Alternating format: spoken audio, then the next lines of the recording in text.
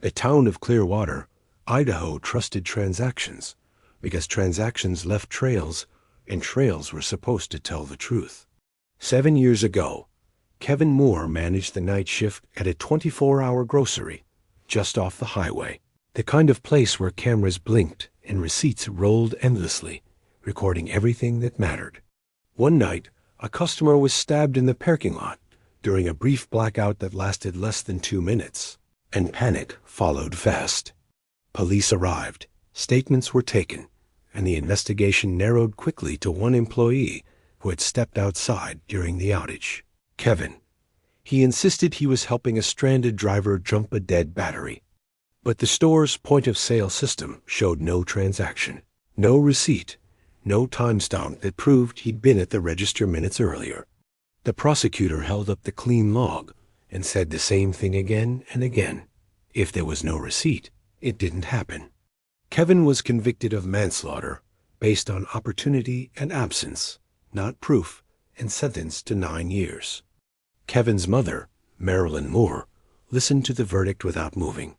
She remembered the call Kevin made that night, asking her how to print a duplicate receipt, because the printer had jammed earlier and he wanted to document the blackout supplies he rang up manually.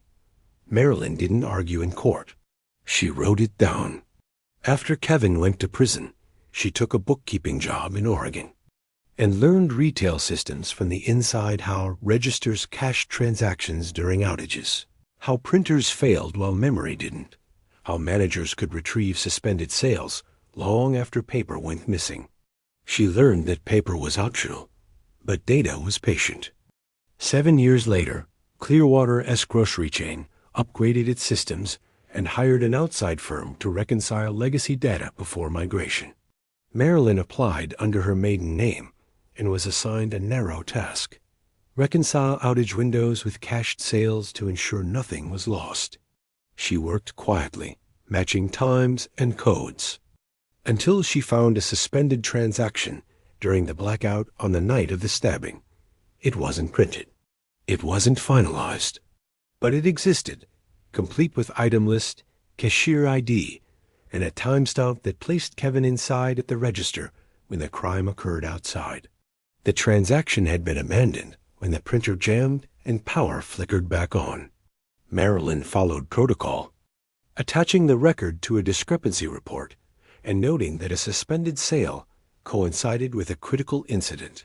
The review began quietly, then widened when auditors realized multiple outages had produced cached records that were never printed yet still valid. Kevin's conviction hinged on the absence of paper. The system proved presence. At the appeal hearing, an expert explained cash transactions in plain language, how printers fail but memory doesn't, and why the record should have been disclosed. The judge listened and asked why the defense never received the cash. No one answered. Kevin walked free 3 weeks later, thinner, stunned, breathing like he'd forgotten how. The company settled without comment, retrained managers, and mandated automatic retrieval of cached sales after outages. The detective who'd leaned on the clean log apologized once, off the record. Marilyn didn't attend the press conference or give interviews. She drove Kevin home, stopped at the same grocery on the way, and bought a bottle of water. The receipt printed cleanly. Marilyn folded it once and put it in her purse, not as a trophy, but as a reminder. Revenge, she understood, wasn't about shouting or blame.